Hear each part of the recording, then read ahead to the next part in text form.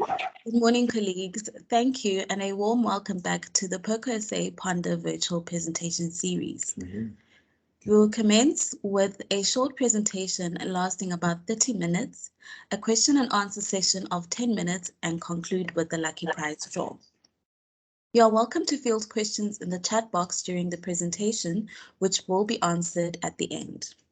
This morning, our guest speaker, Professor Sethulego Matebesi, will enlighten us on a trending and very interesting topic, the Zondo Commission findings, lessons for higher education procurement. Several advisory panels and commissions have been set up to investigate public sector corruption over the past few decades, and their reports have assumed a certain power status. However, the extent to which the reports improve procurement practices depends on how procurement managers and accounting officers consider, test, and use such information. By accounting to accountability, the higher education sector can play an important role in improving auditing systems and its internal and external control.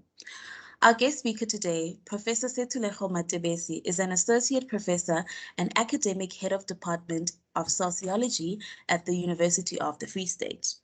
He is well known as an anchor analyst for the SABC during elections and a regular commentator on current affairs on radio and national television.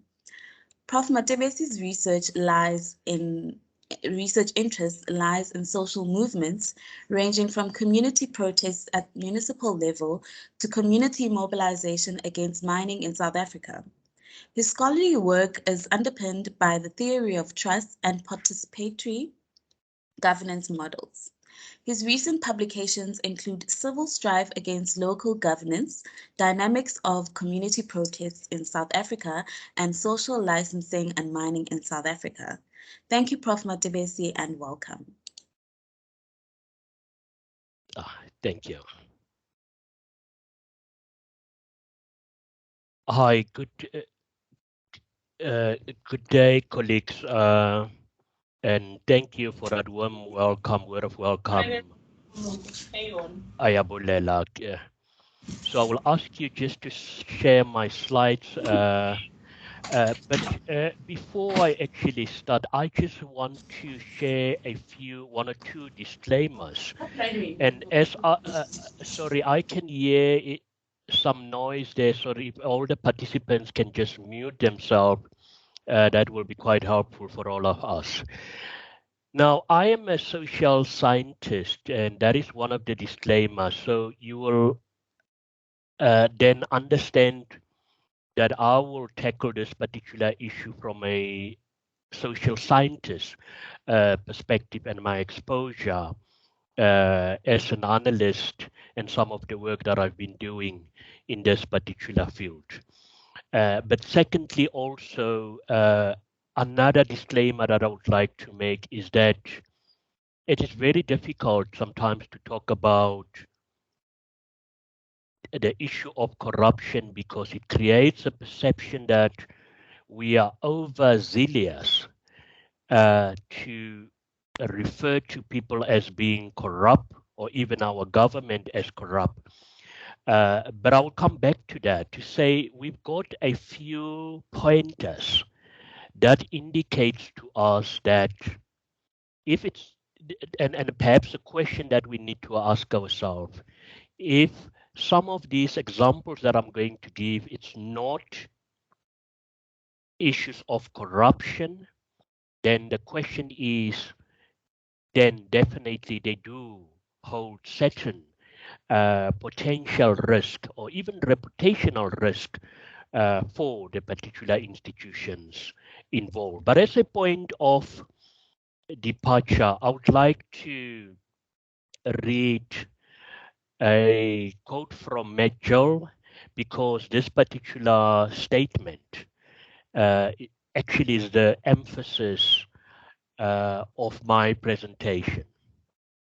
Firstly, I need to declare that I'm not an academic, nor have I studied any of the social sciences or human behavioral fields such as psychology, nor have I gone down the MBA route. I am a dyed in the wool mining engineer with a master's degree in engineering science.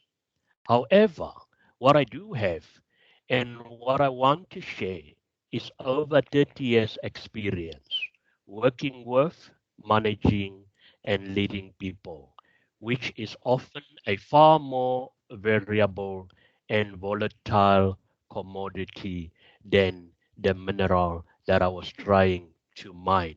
Now, the essence of this is that you can design all the financial control measures. But if you don't take the human element into consideration, those systems are bound to fail. Can we go to the next slide, Siabulela? Now, colleagues, my brief reflection on the issue of corruption in the public sector in South Africa obviously will start with the Auditor General reports, which I strongly believe that most of us are aware of. And I'm going to ask certain questions way before the Zondo Commission. The Auditor General have been releasing reports, whether it's for national government departments or for local government, without fail. And the question is, why are we allowing a situation where the findings of this report to be consistently ignored? And that is a question that I've been posing, and that is a question that I didn't have answers for. Now, I just want to give you an overview of, and most of you will know how universities work, and I assume most of you are from the purchasing or perhaps from the financial units within universities. Just yesterday evening, I received, and I had to be very cautious here, I hope I will not be in trouble with my employer. I received an email from our HR unit. It was a letter, and I assume this letter was addressed to all employees, where it was stated from now henceforth, all employees of the University of the Free State should not provide accommodation to NEFSAS and NFAS students. Now, I know in the past, perhaps this is something that has been happening, where students will approach people who work for the university who do have accommodation. Now, when I saw that email, because I've also in the past been approached by students, or even one or two students who said, but can't I just write a letter and claim that they've been staying with me? But for me, it was a question of how can you even start to ask something like that from me, because that is fraud. It's unacceptable. But my assumption, what I took out of that email yesterday was that the university is trying to address something and proactively, something that may have potential reputational risk for the university. Because you can't have a situation where, or even a conflict of interest, and that was what the letter was also stating, because you can't have a situation where the employees of an institution which is receiving money from another institution is doing business with certain clients without declaring that. But coming back to the Auditor General reports, and this is the trick. If you scan throughout even a cursory perusal through all these reports and the response afterwards, you will find that some public representatives will come and say, oh, there has been an improvement. That is something worth that needs to be celebrated. And I strongly have a completely different way. There's nothing to be celebrated. And as I've indicated, I work for the University of the Free State. If I get an advance of 20,000 rand and I go and buy a newspaper with 5 rand, there will be questions.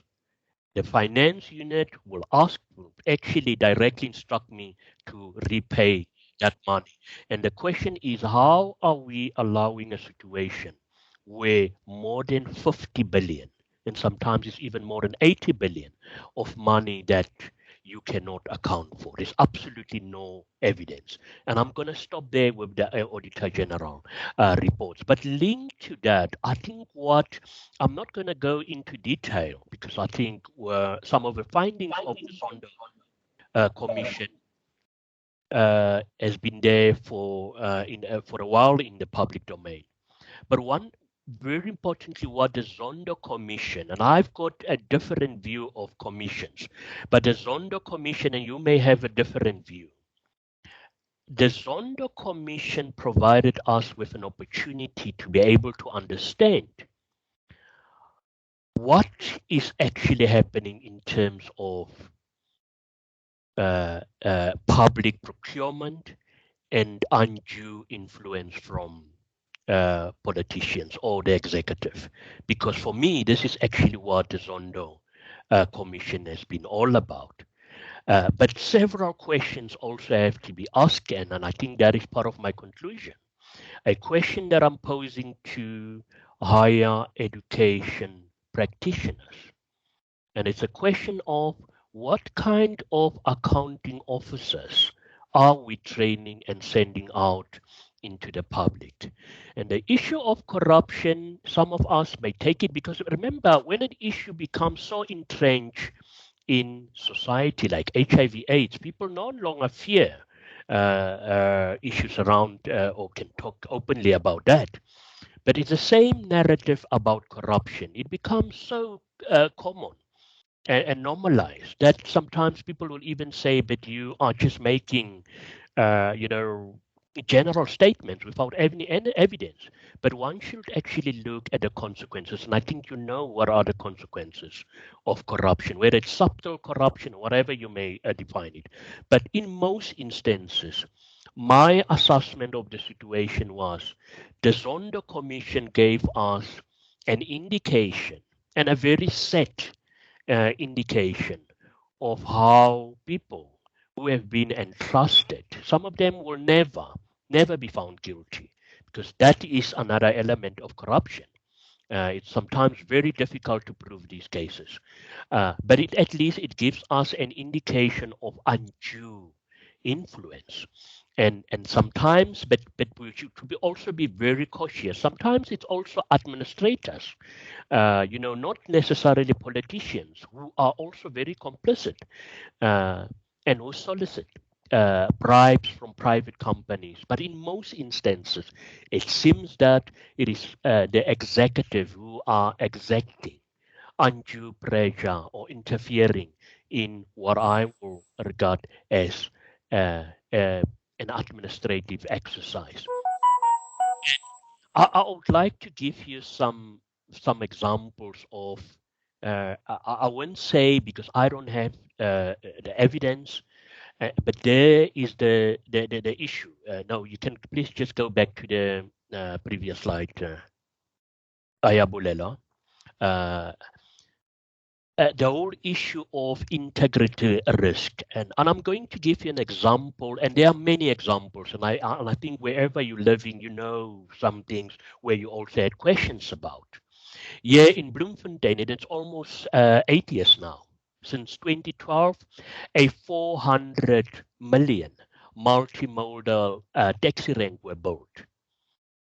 And if you go to the CBD today here in Bloemfontein, you will find that the taxis are parking all over informal, what they call informal taxi rank. It's not even taxi ranks; they're standing all over, and you can just then think what are the implications of that. But fact of the matter is, you've got a 400 million taxi rank which have been built.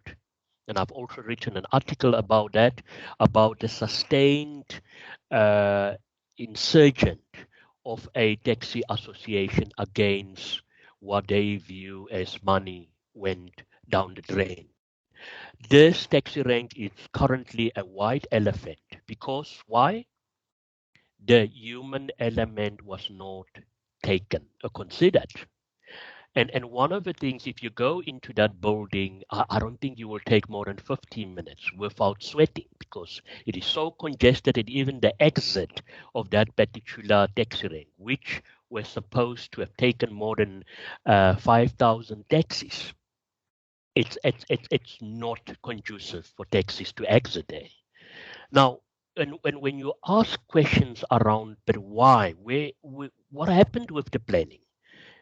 And I'm not going to give my views on this particular issue, but these are issues that have reputational risk and holds the potential for reputational damages for local municipalities. And another example that has been in the public domain, it's this 15 million so-called stadium in the Eastern Cape, and that have been on television and all that. And when I saw that, and if you look at the official rhetoric of the municipality, what I got out of that, I got a sense that, yes, we've arrived at a stage where people do not care. It is business as usual.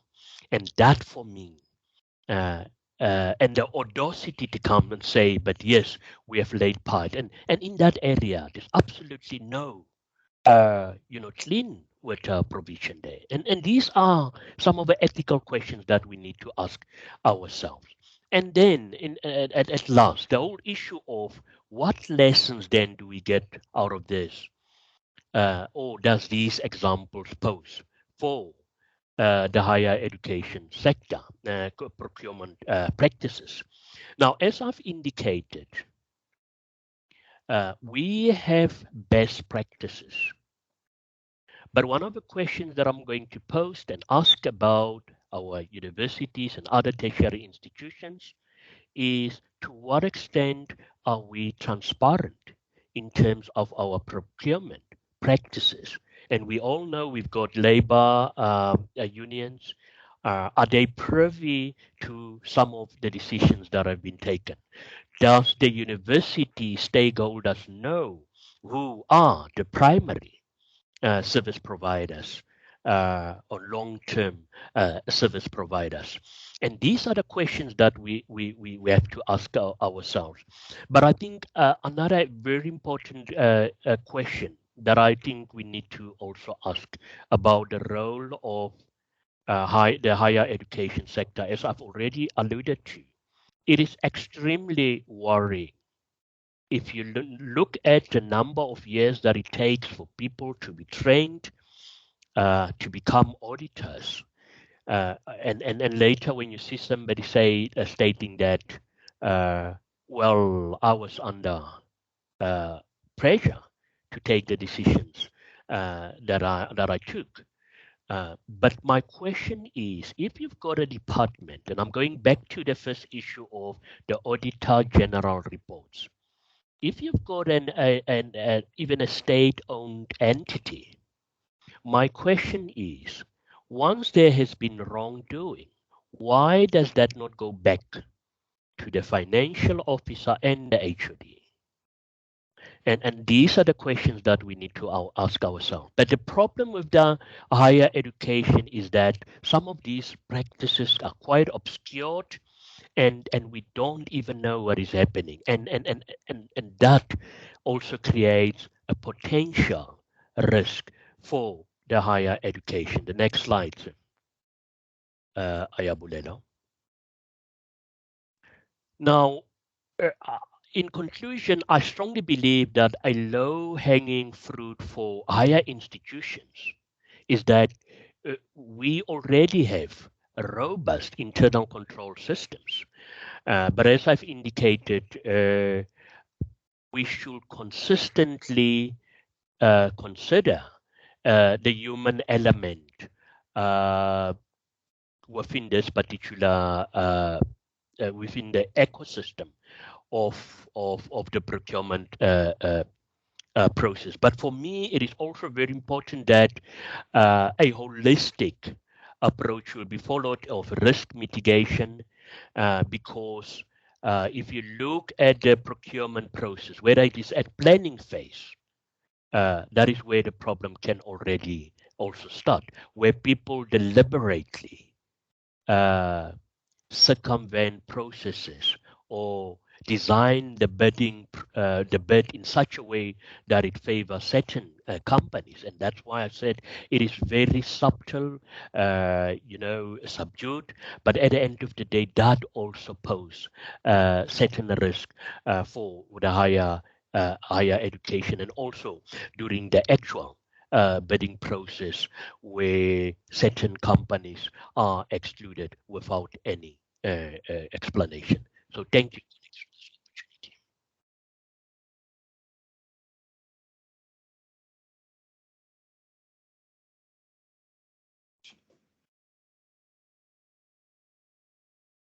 opportunity. Thank you, Prof. Matebesi, for your talk. Colleagues, we will now proceed with the question and answer session. So you're welcome to field some engaging questions in the chat box, which we'll field to Prof. Matebesi to answer.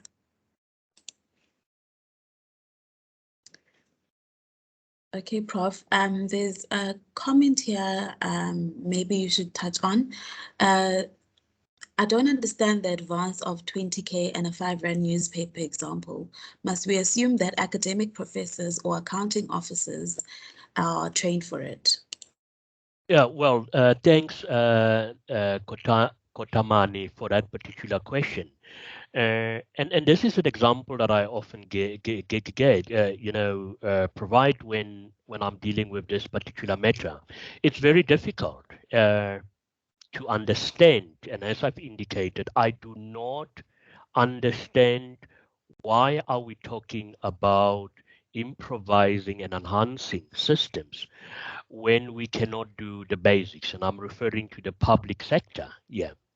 An example that I've given, we've got a situation where, and some of you perhaps will have to enlighten me.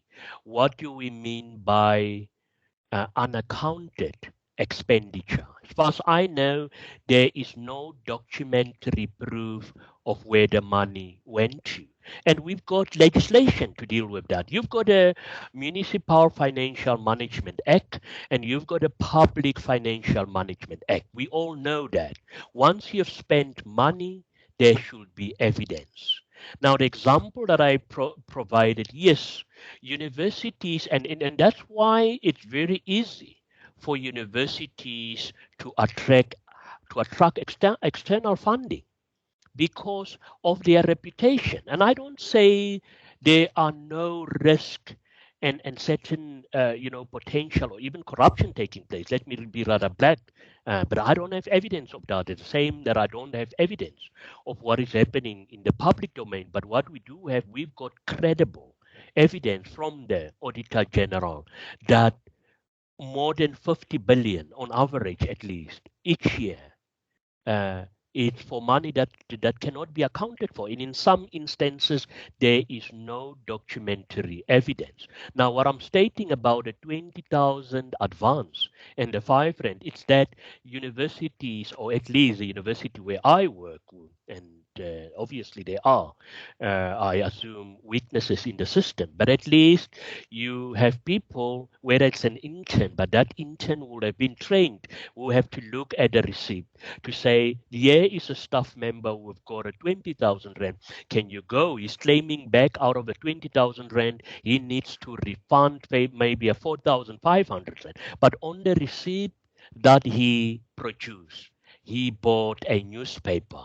And whereas for R1.50, that is not part of what have been approved. The universities will never fund that, and that is problematic. So my question is whether it is a 10 Rand of public money that one cannot account for. There should be consequences, and one should never try to use, and this is also something that is in the public domain, to say, but yes, this is something that has been happening in the past.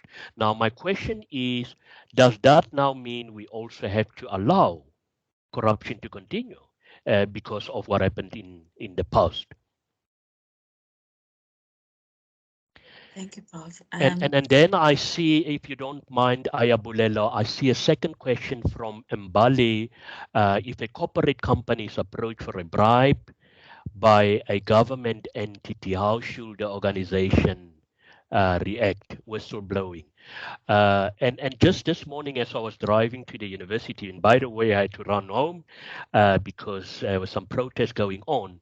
On the radio, there was an issue about whistleblowing, and this is another issue about that. People who wants to speak out and how they are being traumatized, pressurized, isolated. It's a huge problem. And I don't think South Africa has systems in place to deal with that. We do have legislation that deal with that and perhaps policies, but and the universities and higher as the education sector does encourage that. I'm sure. But fact of the matter is there are still huge problems around the issue of whistleblowing. Now, I'm going to tell you what is the problem. Normally, what happens during the end of a financial year of the public sector, and I mean, I'm going to give you a personal example. I've been approached in the past, just sometime towards the mid-January, where someone working for either for the provincial government will come to me and say, "We've got this not even a project. Can you write a report for us?" Based on a certain thing, we will give you 150,000. And then the person will come and say, but can we talk? Now you can do that, and I'm responding to your question, Mbali. What you need to do in such an instance, you need to immediately report such an individual, but you can do that well. But the problem with that is if you do it once, they're going to tell the others you are corruptible and you actually selling your soul. And I know it's very difficult to respond to such things. But at the end of the day, I strongly believe that once you get involved in this, you will have to face the consequences of your act, because I strongly believe that we all know what is right and wrong. But whenever, and for me, it's not even a government entity. It's not only about that, but if you are approached by somebody who's offering you a bribe, it is your duty to report that to your immediate supervisor or even to other authorities. Uh, uh, and then I hope I've answered that question. And then Tembu is asking a question about the human human risk. Now, I've seen, and I know some of you are even more experienced than me and more exposed that be about procurement issues and all that. But I'm also mindful. If you look at what is currently happening globally in terms of the industrial revolution, I am sure that does have a huge impact on the procurement systems, control measures, and all that. But and universities have also been obviously because if I can once again give an example of our university, I will be surprised if within the next 3 or even 2 months, if our finance unit will not come up with a new measure. And I know some academics have been very vocal to say these financial units or a financial unit have become, a rule on their own. But fact of the matter is, I strongly believe that there needs to be, you constantly need to improve your control systems. But at the end of the day, once you implement any new technology, you should also consider the human element. And Ayabulelo, I'm just going to give you a very typical and very brief example here. I've seen numerous examples where somebody or a unit will design a simple template for other colleagues to complete. But because I don't understand whether it's an issue of not having thought that what will take, and then you got limited space to complete these forms. and even systems that does not work. I mean, so it is very important at the end of the day to consider the impact of whatever technological system or innovation that you're going to implement on human beings.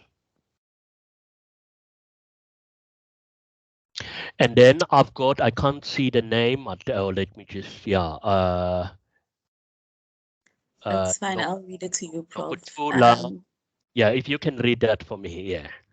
Okay, before I get to Noktula's question, there was a question here by Toto. Professor, I don't understand the government investigating all companies who awarded tenders for PPE. You mean no one should get the PPE tender? Yeah, no, well, it is very sad. Look, it started with the funeral of Nelson Mandela, and there I realized that we've reached a stage where our moral compass have been thrown out of the window. And I say this with absolute respect to our public representatives. But it's sad. I mean, if you look at the PPE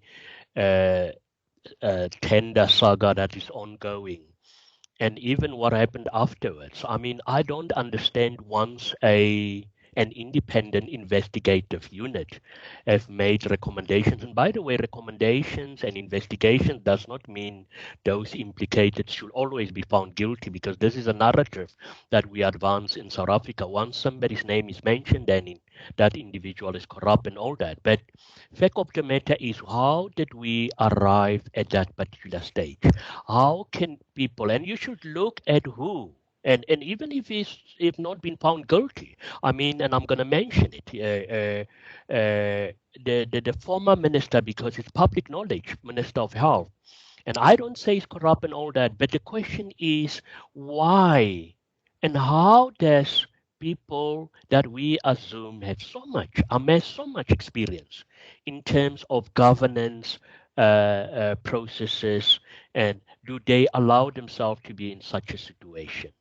And my response to that question is that when the environment is conducive to these things, then it becomes easier. And that's why if you look at the higher education sector environment, as far as I know, at least we are striving to deal with these particular issues. Yeah. So, Prof, Karen here is saying, good morning, Professor, such valuable insights. Have you encountered any best practices that would effectively mitigate the risk of the human element? Yeah, in terms of best practices, we all know, and the whole issue of accountability and transparency. And that's why I started off by saying one way to mitigate the risk, it's definitely one route, it's an approach is definitely to be transparent about your procurement processes. Universities should start by making that whole entire process more transparent, but a human element. And the question also about whether professors have been trained. I've not been trained, and I'm an HOD of an academic department. And I often say that if you offer me a position of municipal finance manager, I'm telling you, I will not be able to do that because of a situation in the country, people take on jobs which they do not have the experience for. I'm not trained into in finance, but fact of the matter is, the human element is very difficult when you design and plan a bidding process. Human beings are involved. The bidding process, companies from outside. You mentioned that, and I mean, I've mentioned the NAFSA's accommodation situation. So all these factors that you mentioned, the systems and control, at the end of the day, it is individuals who decide to offer a bribe or to accept the bribe, and you need to have systems in place to be able to mitigate that particular risk. Thank you, Prof. Another question is, good morning, Professor. Don't you think it's high time a public procurement anti-corruption agency is established to deal with the ills of tender corruption in South Africa?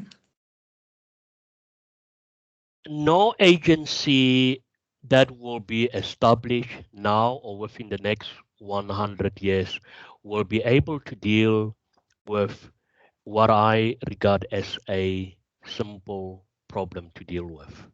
No, and I'm brutally honest here. As long as you've got political interference in our public procurement processes and in our investigative units, then uh, whatever unit you're going to come up will not work. Because at the end of the day, and I've also seen based on the SONA debate, some of the suggestions, yet again, another investigative unit. But the question is, once that unit have to report to the presidency, then you can forget. And I say this with absolute respect. But fact of the matter is undue political influence have derailed and messed up uh, and actually put public procurement on a messy, slippery slope, which can be arrested or resolved by doing the basics. And the basics is consequent management. If there are, if Ayabulela today have spent or got a budget of 5,000 to host this event, then I'm sure there's an expectation that evidence should be tabled. And if there's no evidence, then I strongly believe that action should be taken. Unless if the employee does not know that he had to provide evidence. And can we really even start to talk about that in South Africa today and anywhere in the world that uh, procurement officials do not understand or does not know that they need to provide evidence. Evidence-based procurement processes enhances and mitigate the risk, the reputational damage, ethical risk for organizations. And the same applies for the higher education sector. Professor, thank you for your insights. From my limited understanding, disclaimer, I am not a lawyer, universities do not have to comply with the PFMA, but TVET colleges have to. Question, do you think that universities should also comply to the draft public procurement bill when that becomes effective? I also understand that laws alone will not make these issues disappear. Yeah, very, very good assessment of the situation. Yes, obviously, but people who are in certain positions will always push back if that suits them. But the more accounting processes and systems in place, I think the merrier for universities. And I can't see why they would not opt for that unless if it will definitely serve as another bureaucratic way of managing issues, and it will disrupt the functioning and operations of universities. I can't see why the universities cannot be subjected to any public scrutiny practices that are out there in South Africa. But I strongly believe, I also agree with the last part of the statement that you can design all the policies and control measures around procurement practices. At the end of the day, once again, it has to do with how individuals respond to that. But there are also means to deal with individuals who are not adhering to guidelines and policies. There's quite a comment and a question rather here. Good morning, Professor. I agree with much of what you have said.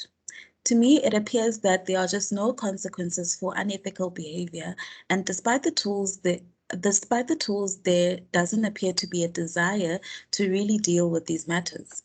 When will the amended NQF Act of 2019 come into force? The President signed the amendment and NQF Act in 2019 for information. With the government cutting the SAQA budget, amongst others, and bailing out SAA and appointing consultants to review the legislation even before it was implemented. All of these signals suggest that nothing will happen soon. If people can't do the basics right, then how can we expect them to do big things and oversee billions of rands? Yeah, I think it goes back to what I've said, and very briefly, I'm going to respond very briefly to that. It is a question of if it suits the politicians, then why would you want to change a system that suits certain individuals? And it's the same as cadre deployment. Absolutely nothing wrong with that process. And I know I'm talking about a lot of things, and perhaps some of you will think that I'm making sweeping statements, but a decision has been taken long ago about that particular issue, cadre deployment, and I'm just referring to the question. And up until today, has action been taken? None. Because once again, that's why I said we need to be cautious when administrative financial processes had to be exposed and constantly being, at the mercy of executive or even political pressure. The question is, where are what training did our accounting officers got to be able to deal and respond, to this particular challenge? Thank you, colleagues. So we will basically be wrapping up our Q&A now. Thank you so much for a very engaging question and answer session.